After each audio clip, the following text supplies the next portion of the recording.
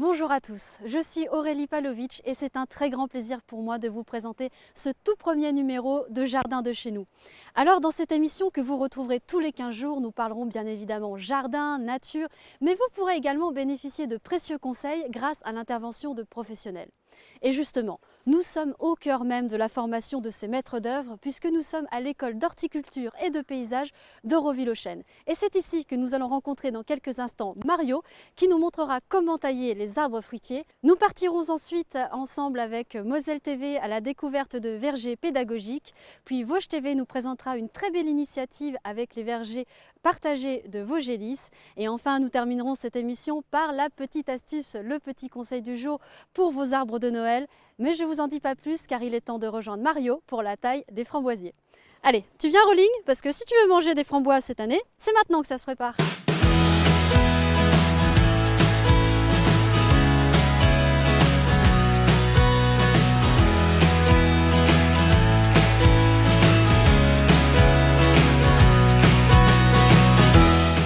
Eh bien bonjour Mario Pierre Velsin.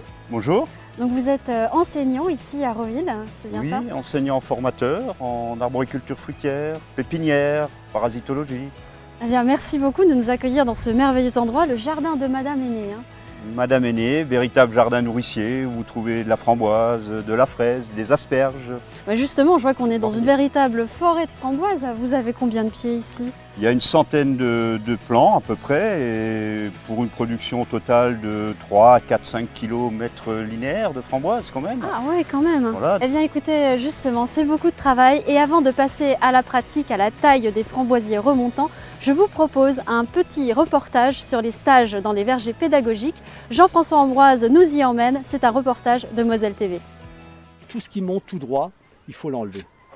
Là, par exemple, cette branche-là, je vais l'enlever et je vais exploiter juste ce petit moignon-là. La taille est radicale mais nécessaire. Bernard Clavé n'y va pas de main morte avec son sécateur électrique.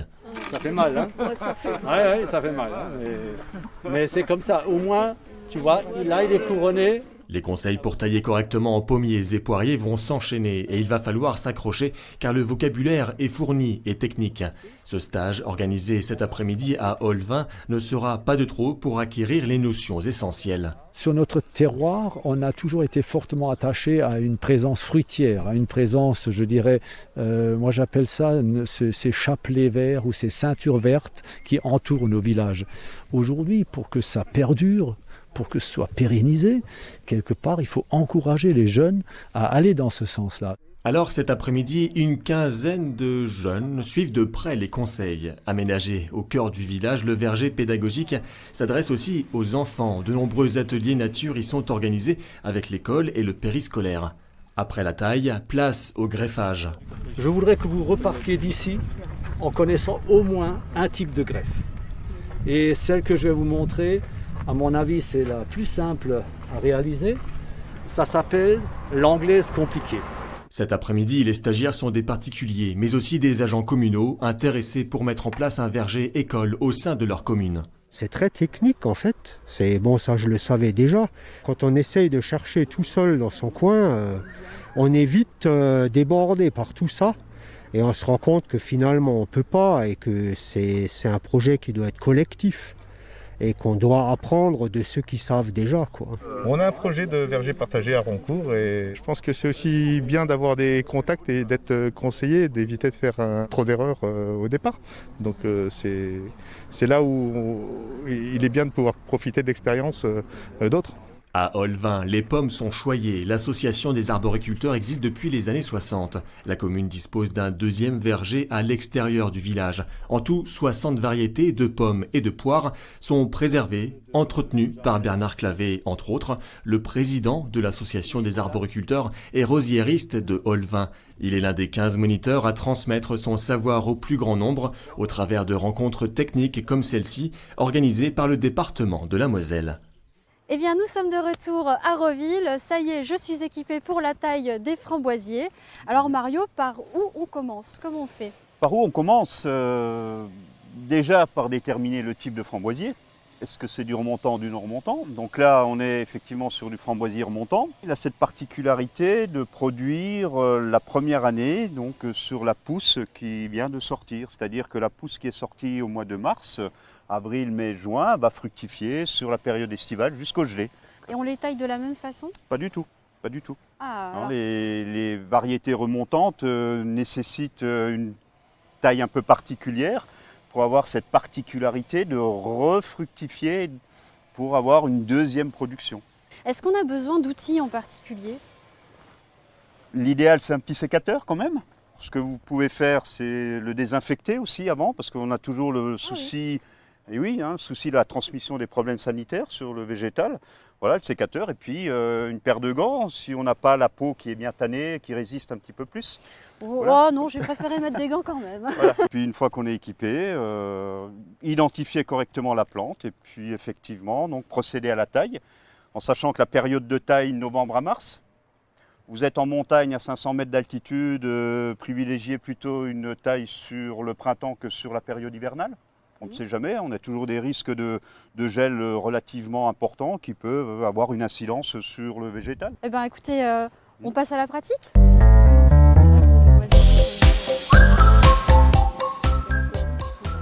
Donc ça, on appelle ça une contre-lame. Là, vous avez la lame, et donc la lame doit être située près du bourgeon. D'accord, Voilà. ok.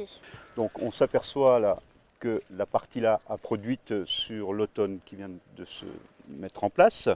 Et on retrouve à la base de cette production quelques beaux bourgeons. Et l'objectif, c'est de revenir sur un de ces beaux bourgeons. D'accord, donc par exemple, on peut prendre celui-ci. On peut, oui, Ouais, celui du celui du dessus, là, il est beau, là. Voilà. Là, juste là. Là, c'est bien, voilà, très bien. Ok. Voilà. Et voilà. Et ces plants, du coup, on les garde ou on peut les couper? Ah non, ça, faut les supprimer, là. hein. Supprimer. Donc là, on les supprime en totalité. D'accord. Donc jusqu'à la base. Alors le plus bas Ah, possible. le plus bas possible. C'est un peu compliqué. Hein, là. Ce qui est bien, c'est Voilà. que ça fait plier les genoux. Voilà. Ça fait Et- un peu de sport hein, pour tous ceux qui ont prévu de faire des belles résolutions cette année, notamment de faire du sport. Et ben voilà, on joint l'utile à l'agréable. Voilà. Et le framboisier, ce qu'il faut bien savoir, c'est que le framboisier a un cycle aérien qui est bisannuel, donc qui dure 2 ans, alors que la partie racinaire, elle est vivace. C'est ce qui fait que vous avez régulièrement des jeunes pousses qui vont renouveler sans arrêt la plantation. Voilà. Alors Mario, si vous avez une petite astuce à nous donner ou un petit conseil, ou même un secret, hein, vous pouvez nous le dire. Secret. hein. Je les garde, les secrets. Alors qu'est-ce que vous pourriez nous dire? Ce qu'il faut surtout bien comprendre, c'est que toute taille que vous faites sur un végétal doit être faite dans le contexte de cette citation de Jean-Baptiste de La Quintinie, que vous devez bien connaître, hein, qui disait que beaucoup coupent du bois, peu savent tailler. Et en réalité, lorsque vous avez une action sur le végétal, il est important de connaître au moins les principes de base de la taille des végétaux. Ah oui, de La Quintinie, grand De La jardinier Quintinie. du roi Louis XIV. Eh bien, merci beaucoup Mario pour tous ces conseils. Je vous rends votre sécateur. Ah oui, sinon je ne pourrais plus travailler.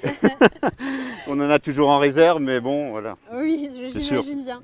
Et avant de Voilà, rejoindre merci. Emmanuel Henry à la pépinière, eh bien, je vous propose de découvrir un merveilleux reportage de Vosges TV sur une très belle initiative de Vosgelis sur les vergers partagés. Mais Partagés. d'ailleurs, je crois que ça Ah oui. vous parle, Mario, Oui, puisque oui. l'école a participé, non? Bah, on a travaillé avec Damien Petit-Demange, donc de Vosgelis, et on leur a procuré une centaine de fruitiers, mais des fruitiers de variétés locales. Pas de la Golden, pas de la Pink Lady, voilà, des variétés bien locales. Bien de chez nous. Bien de chez nous, comme on dit. Eh bien, on a hâte de découvrir ces images. Merci Mario. C'est moi qui vous remercie. Habitat, cadre de vie et environnement sont intimement liés pour Vosgelis et après les 100 arbres plantés en 2019 pour son centenaire, le bailleur social vosgien a réalisé cette année 5 vergers partagés à Senones, Mirecourt, Neufchâteau, Rupt-sur-Moselle et dans ce quartier de la Justice à Rambervillers. Et qui dit partagé, C'est un verger. Pourquoi c'est un verger? Parce que là aussi, l'idée, c'est de se dire on va avoir une démarche de planter des arbres. Là, on comprend tout de suite la raison. 2, ça permet d'avoir des fruits à disposition. Et donc, moi, je préfère des enfants qui viennent cueillir des pommes, des mirabelles, plutôt que de manger des cochonneries plein de sucre. Voilà. Et puis, c'est également, un lieu de sociabilité.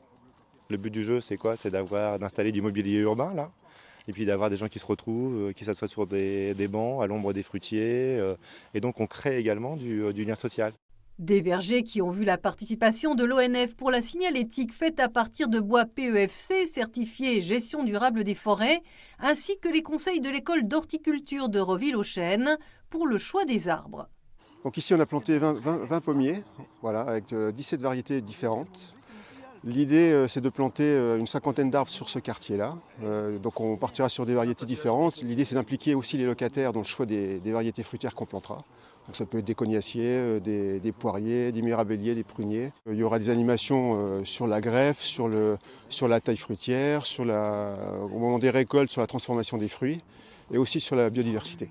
La municipalité est enthousiaste. Ce verger rime avec convivialité pour les 268 familles locataires du quartier. Les pommiers, c'est magnifique. Regardez les pommiers au Japon, quand il y a la floraison, les gens ils viennent sous les pommiers s'embrasser parce que tout ce qui est fruits, à chaque saison, un arbre fruitier est beau. Il faudra attendre encore un peu pour récolter les premières pommes, mais d'ici là, Vaugelis aura réalisé de nouvelles plantations. Objectif, atteindre dans 10 ans le millier d'arbres fruitiers. Eh bien, on se retrouve dans 10 ans alors. En attendant, nous sommes avec Emmanuel. Emmanuel, bonjour. Bonjour Aurélie. Eh bien, merci beaucoup d'être avec nous dans cette émission. Et donc, vous allez nous montrer comment faire pour replanter notre sapin de Noël. Alors, notre arbre de Noël, il est resté pendant 1 mois à la chaleur, avec peu d'humidité dans une pièce. Donc, on va d'abord le préparer. Parce que si on le passe directement d'une pièce à 25 degrés à un extérieur où il fait potentiellement moins 5 ou moins 10, encore pire, forcément, il va pas apprécier. Et cette transition, elle doit durer combien de temps ? Environ une quinzaine de jours. Je vois que vous nous avez ramené un très beau spécimen. Alors, de quelle variété il s'agit ? C'est un sapin Norman, tout ce qu'on trouve de plus classique dans tous les magasins, un peu partout. Alors, en fait, on a les sapins qui sont des fois en motte et certains qui sont en pot. Donc ceux qui sont en motte, ils ont été déjà arrachés, donc il n'y a pas besoin de plus de préparation que ça. D'accord. Les sapins qui sont en pot, si on enlève le pot, on se rend compte qu'il y a déjà pas mal de chevelus racinaires. Donc il va falloir commencer par ouvrir un peu le chevelu racinaire pour obliger les racines à aller se propager dans la terre qu'on aura travaillée. C'est-à-dire les aérer, Oui, un peu écarter un peu les racines. Donc ça peut se faire avec un outil, tout simplement, en cassant un peu la motte. Tout simplement. D'accord. Une fois que le sapin est prêt, on creuse le trou. Donc là, j'ai commencé à creuser. Alors justement, où est-ce qu'on peut creuser un trou pour son sapin, mais où est-ce qu'on peut l'exposer de manière idéale dans son jardin ? Alors, c'est quand même un sapin qui va devenir immense. On en a assez dans nos montagnes, on sait très bien comment ça devient. Donc il faut éviter de faire ça quand même dans les petits jardins. Forcément, si on met ça juste à côté d'une maison, ça n'a pas de sens. Donc on prend ça dans un jardin assez grand. Un endroit un peu isolé où il aura de la place pour s'épanouir. Voilà, exactement. D'accord, alors on y va. Alors on creuse un trou de quelle dimension à peu près ? Alors il faut prévoir évidemment par rapport à la motte et par rapport au pot, quelque chose d'un peu plus large. On voit bien le pot qu'on a, environ une trentaine de centimètres. Bon, on prend un trou d'environ 50-60 centimètres. D'accord. Et pareil, en dessous, on ameublit le sol sur une dizaine de centimètres en dessous du niveau du pot. C'est chouette, comme je dis, c'est bien, ça fait faire du sport, voilà. Est-ce que vous voulez que je prenne le relais pour faire Eh bien, pourquoi pas. Allez. Bon alors, Rolling, où es-tu ? Allez, viens. C'est maintenant qu'on fait le trou pour le sapin.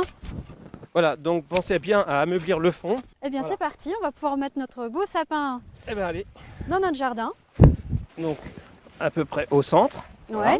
Après, on referme, donc mélanger avec le terreau. Alors ce qui est bien, c'est que si on fait ça tous les ans, on se retrouve avec une énorme forêt de sapins au fond de son jardin. C'est magnifique. Si par exemple, pour l'hiver prochain, le Noël prochain, pardon, je veux réutiliser mon sapin, est-ce que je peux toujours le reprendre pour le remettre dans mon salon et m'en resservir comme arbre de Noël ? Alors, les sapins qui sont vendus dans le commerce, ils sont préparés par des professionnels. Donc c'est-à-dire que ceux qui sont plantés en pleine terre, tous les ans, ils sont cernés. C'est-à-dire qu'on fait le tour pour préparer les racines à être arrachées. Là, après, si un particulier le fait, je ne dis pas que c'est impossible, mais c'est risqué. Voilà. D'accord. C'est pas évident que le sapin supporte.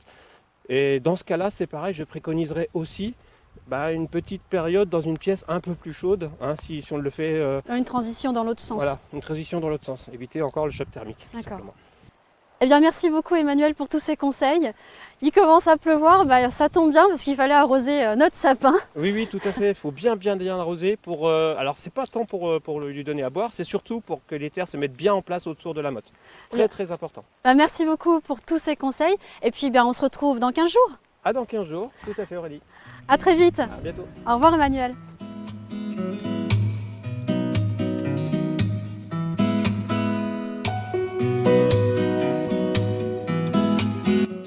Et bien voilà, c'est déjà la fin de cette émission. J'espère que vous avez pris autant de plaisir à la regarder que nous en avons eu à la préparer. On se retrouve d'ici 2 semaines, mais d'ici là, n'hésitez pas à nous suivre sur les réseaux sociaux et à retrouver conseils et astuces, et notamment le calendrier lunaire, dans notre magazine partenaire Des Temps de Jardin.